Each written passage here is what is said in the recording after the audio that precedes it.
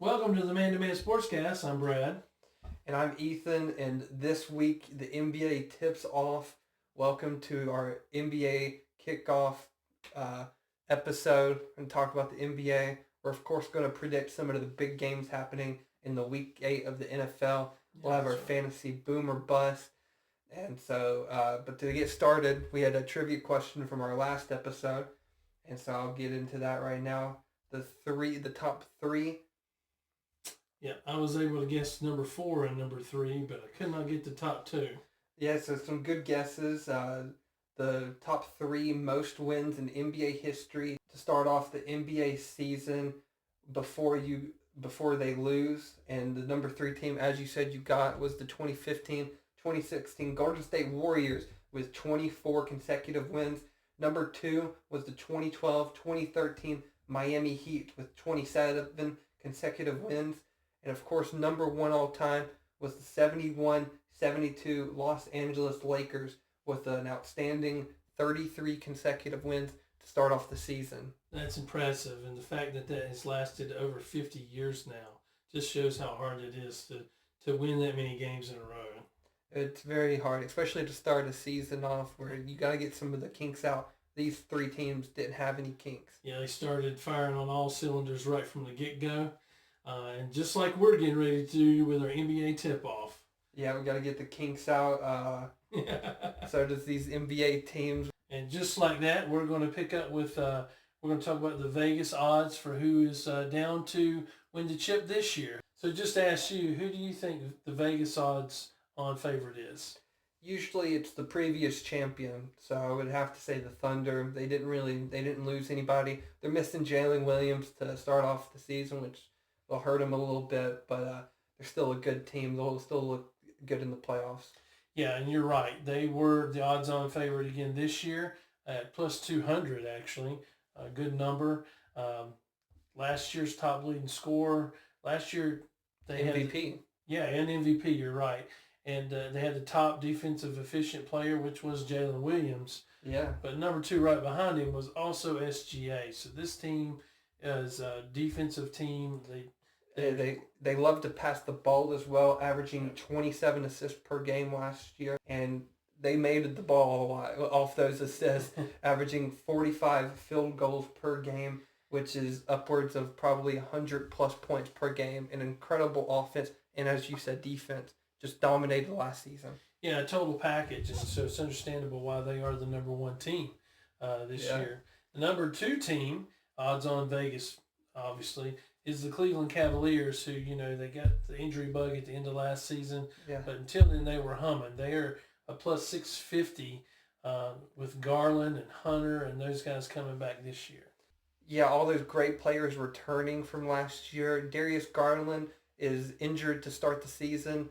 But they addressed that in free agency, signing Lonzo Ball. He'll be a great backup for when Garland gets back, and he'll be a great starter for while Garland is out.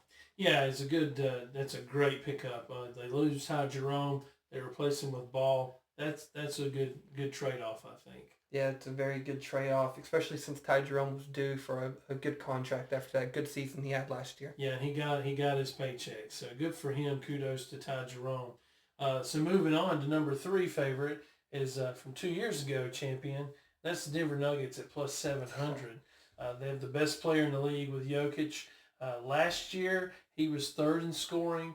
He was 3rd in rebounds per game, and then he was 2nd in total assists in the NBA. That is impressive. Yeah, it was a big argument last year in between SGA and Jokic on who the MVP was. I think a little voters fatigue came in for Jokic. They gave it to SGA, much deserving for SGA, but Jokic was definitely number 2. He was really good. I don't expect anything different this season. They are going to be humming.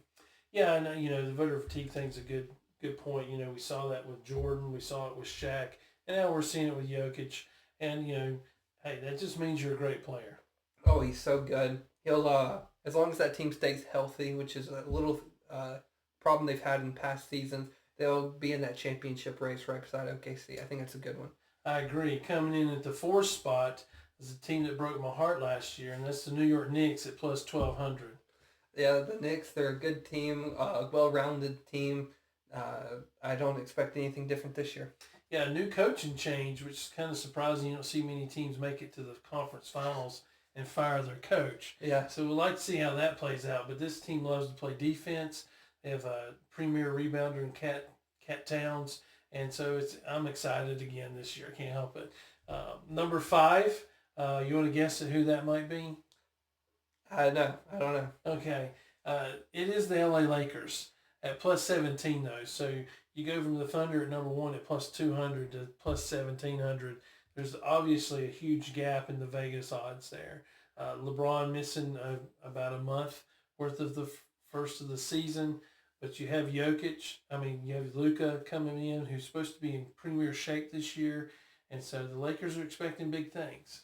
Yeah, I don't care what shape Luka's in. He's a top 3 player, and he's proven it. He doesn't even have to move around much. His game is to be slow, and it kind of throws people off because they're used to that high speed. Luka changes the speed, and that can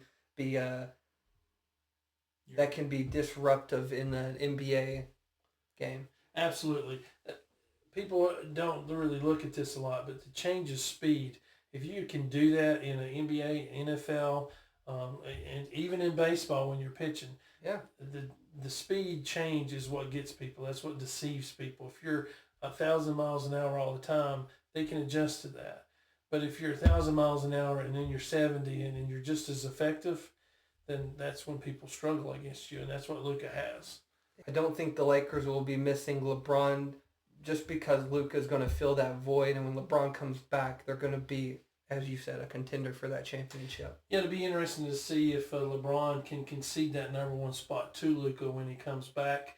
If he can become more of a role player like Kareem did at the end. That's a good point. And, because that's how you win a chip. Exactly. That's a good point. All right, so let's look at the NBA draft. It's exciting this year. It has some big names coming in. It's a bit interesting with the draft lottery again. Yeah. Dallas trades away Luka, and they're like, it's fine, we'll get good. And then they get the number 1 pick, so now they're good. Yeah, a little sus there, but, it is what it is with the NBA lottery. So Dallas gets the number 1 pick, and they take the number 1 player in the NBA, in college basketball last year, and that was Cooper Flagg from Duke. Yeah, he was. He looked NBA ready, and that's just the least of it. He looked really good. I think he's going to fit in really well alongside Klay Thompson, who can catch and shoot, and Anthony Davis. Everyone on this team can play defense. It's going to be a defensive-minded team. Yes, and then if you get Kyrie back and healthy, and you get that scoring and ball distribution, man, this could be a late season fireball that no one wants to play in the playoffs. I completely agree. I think with the number 2 pick, also a team that could be really good this year. That's a little bit underlooked at.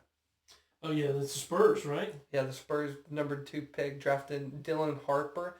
Yeah, a great player. He's going to come in, fill in the void for De'Aaron Fox, who's hurt right now. I think it's going to be a good lineup, especially once Fox comes back. I think that was a good replacement for Chris Paul, who they had last season. Yeah. Victor Wembanyama is still going to be Victor Wembanyama. He's one of the best players in the NBA right now. Yeah, I look for Wemby to have a big year. He may be dark horse MVP candidate. Sure. And you're right. The Spurs could really do a lot of damage this season if Dylan Harper can pan out and Fox gets healthy. They have a bunch of good role players as well, and they've got some depth on that team. Yeah, and so I think you can look forward to plenty of good matchups between these top 2 rookies this season. I completely agree. 2 teams from Texas, too, so it's going to be a good rivalry there.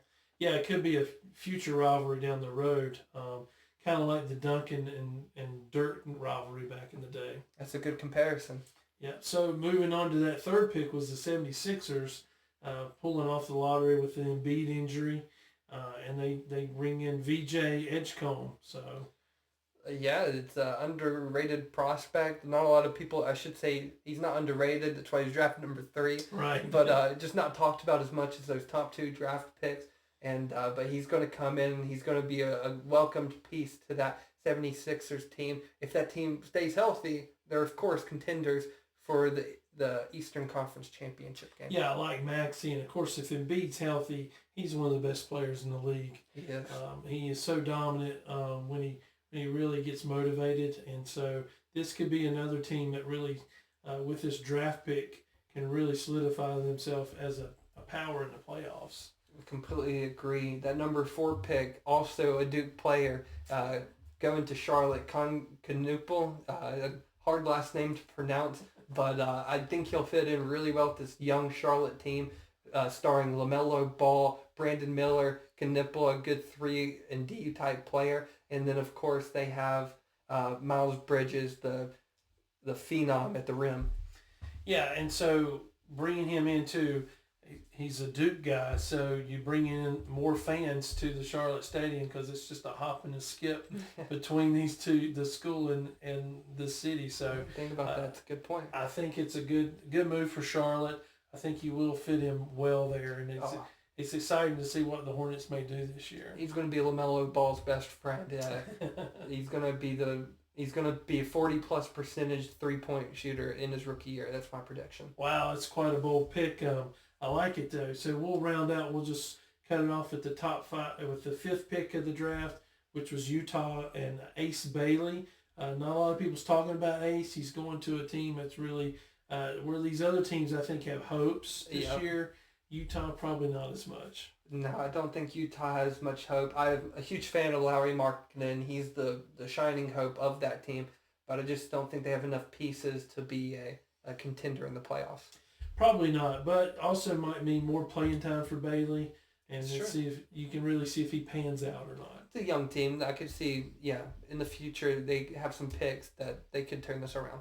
Absolutely. So that's the top 5 of the NBA draft. We'll move on to NFL, but first I wanted to just give a heartfelt shout out to one of my favorite players, Malcolm Brogdon. He signed with my Knicks. I was super excited to see him come play, but he has decided to retire. 9 years in the NBA, and just an all-around great guy. He's done a lot of work in Africa to help people there. He's just a good person, and he was really the recruit that turned around the Virginia program when Tony Bennett got there. He brought Joe Harris over and transferred, but Brogdon was the recruit that changed the program around. So shout out to Malcolm. I hope you enjoy your retirement.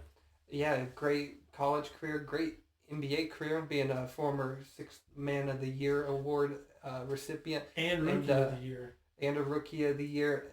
Yeah, 2 great awards. Just respect to Malcolm Brogdon, of course. Absolutely.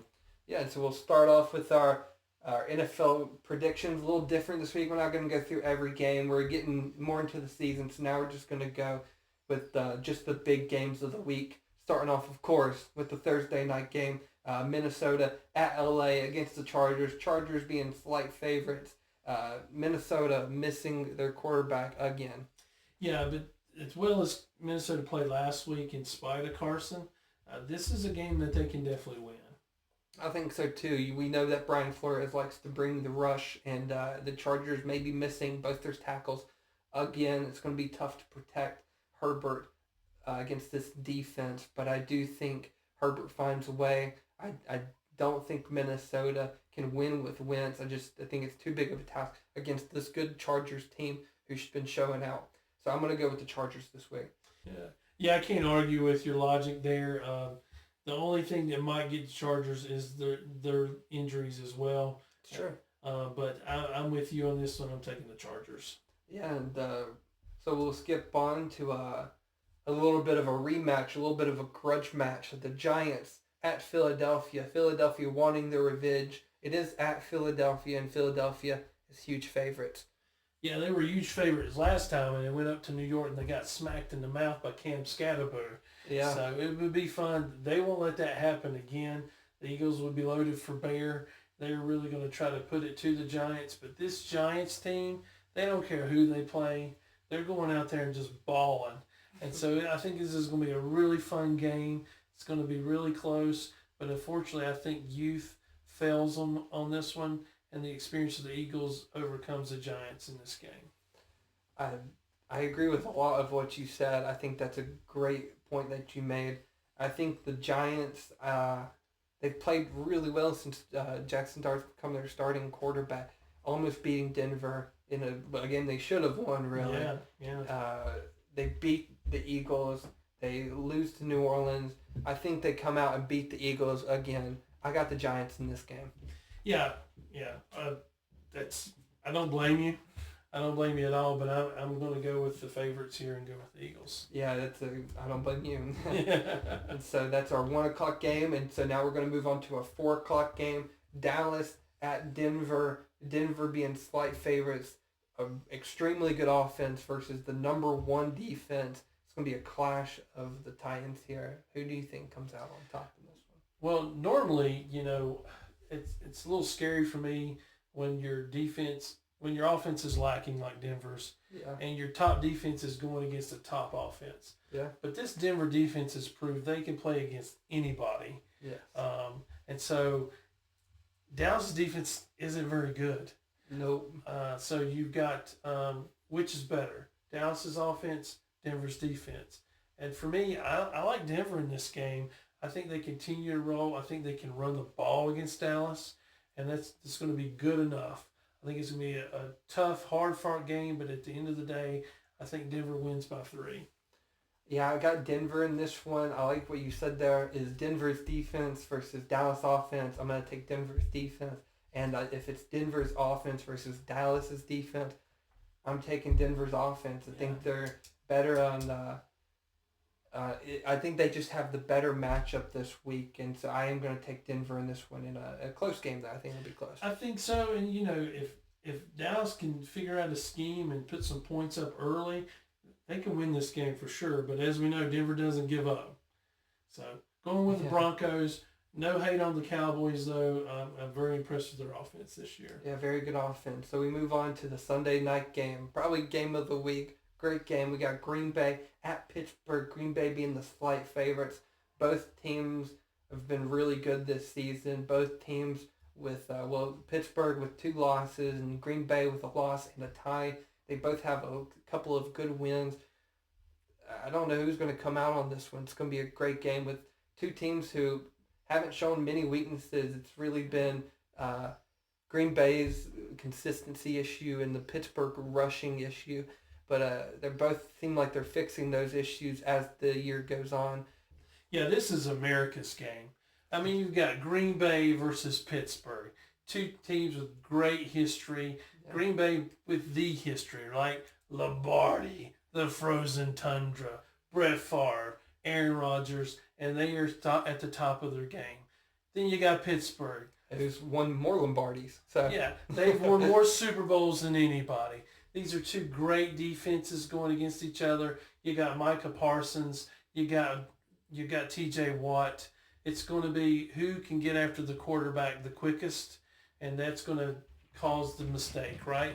That's a good point. Love's a good quarterback. Rodgers is an immobile quarterback at this standing. I mean, he still can move around, but he's not the Rodgers of old, right? Yeah. So who can get over the quarterback and rattle him the quickest, I think, is who wins this game. And so for me, it's in Green Bay, you said? No, it is in Pittsburgh at the old Heinz Stadium. Oh, okay. All right. So, you know what? Everything in me says Green Bay, but I'm going to go with Pittsburgh. Aaron Rodgers with his revenge game. And so I'm going Pittsburgh on this one on total heart pick. Man, yeah, I think that's a good pick. I think Pittsburgh's really good. As I've said, I think Pittsburgh is underrated team this year. But Green Bay has fixed their consistency issues. They've been consistent. They're running the ball really well. And I don't think Pittsburgh's defense is as good as it's been in years past. I do think it does come down to the pass rush. But I do think Green Bay can move to the run game more than Pittsburgh can. Yes. And so I will go with Green Bay in this one. Josh Jacobs having a good game. Yeah, I can't fault you there. I didn't even really think about that. But when you go to you look at these running back rooms, Josh Jacob alone, all you need. Yeah. Yeah. So not a bad pick. Let's see. That's why it's America's game. I'm super excited about this one. Oh yeah, it's going to be the game of the week. I think everyone can agree on that. And we have one more primetime game left. It's a Monday night game. Washington at Kansas City. Not much to say about this one. Kansas City's going to blow out Washington, as Washington, as I said, is missing Jaden Daniels, and they're missing a couple of key pieces this week. Kansas City's looking better than ever. Yeah, and it's hard to play in Kansas City anyway. Yeah. But with this Washington defense reeling the way it is and the way Kansas City's playing, I look this to be a blowout. And it could be the end of Washington's season, really. All right, yeah. So you got Kansas City in this one for sure. Yeah, big blowouts. We're predicting 2 blowouts here, and that's the week 8 big time games this week. Let us know your thoughts on the big time games, or if you want us to go back to predicting every game, we can do that as well. The bye weeks this week being some big teams, a lot of bye weeks this week as it is week 8. We're getting halfway through the season. We got Detroit on bye, Arizona on bye, Seattle on bye, Las Vegas on bye, and the LA Rams on bye.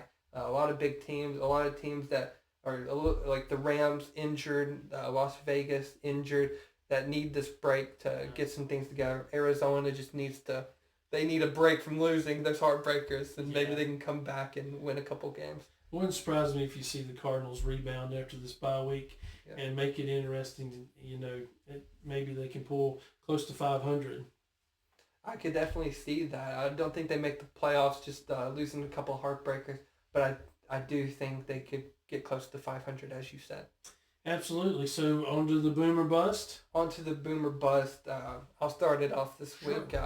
As I do, I always pick a defense for my boom. I got the Bucks defense to boom this week in a game against New Orleans. I think they step up for an injured offense, and I think they're predicted 21, 22 plus. I think it's a good prediction. Well, this Saints defense plays good, but that Saints offense likes to turn the ball over, so I like your pick there. That's a good one. Yeah, it could be a low-scoring game for sure. Yeah, I'm a little less uncertain about my boom pick, but I'm going with running back the Cincinnati Bengals. Chase Brown, he had a big game last week. I look for Cincinnati to build on that and take some pressure off of Joe Flacco. Yeah, going up against the Jets team that have not looked good this year, I think it's a good pick. My next boom being Jordan Addison. He's been really good this season, even with Carson Wentz in at quarterback. He's only predicted 12 points, and the lowest points he's gotten this season are 16. I think he is a top 3, number 2 receiver in the league. Like him, George Pickens, and T. Higgins, you've got a name like top 3. Yeah, that's a good pick. I mean, Addison's always been constant regardless of who's the quarterback, just like Justin Jefferson. Yes. So just think if Minnesota had a premier quarterback. Yeah, I mean, we saw it last year. They go 14 wins. Yeah, so it's a shame, but I like your boom pick there, especially against a Chargers team who's known to give up some yards to receivers. Exactly, yeah.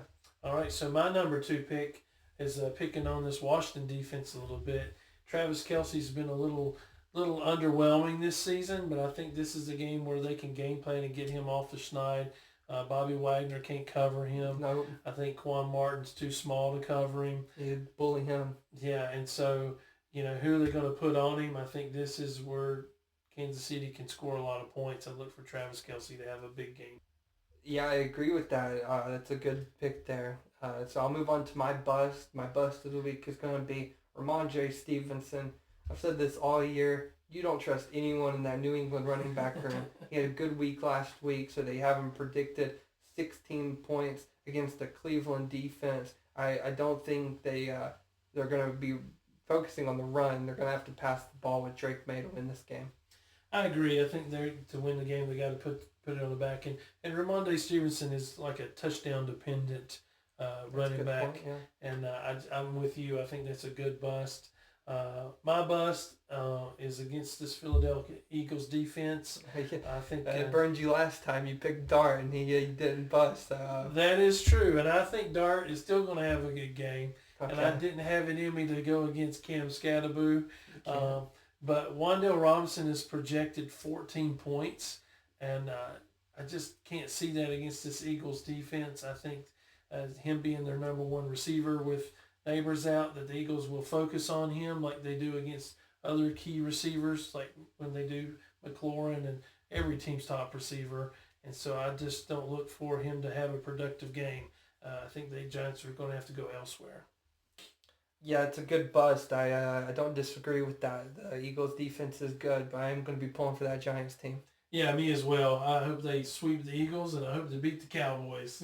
Yeah, go Giants. But so that wraps up our Week 8 preview, our fantasy boom and bust, and of course NBA tip-off. I hope everyone has a good NBA tip-off week. It's a fun time of the year when we got the NBA, we got the MLB, and we got the NFL. October is probably best month for sports. It's got to be that or March. Yeah, absolutely. And shout out to the Blue Jays and the Dodgers for making the Fall Classic. I hope it's I hope it's Game 7 and very interesting. But for me, go Blue Jays. I got Blue Jays. I'm a big fan of Shohei Ohtani, but I'm a Yankees fan first, so I want to see the Blue Jays win just so I can say the Yankees lost to the winner. That's exactly right. Yeah, I've probably got the Dodgers in that series, if I'm being honest, though. Oh, if I'm being honest, it's probably Dodgers in 5. Yeah, thank you for watching. Like I said, hope y'all have a good week, and make sure to comment, like, and subscribe. Yes, and please, if you got an idea for a segment or a trivia question, make sure you comment on that. We love to interact with you guys. We love to talk sports. And so we appreciate everything you guys do for us. Much love and deuces.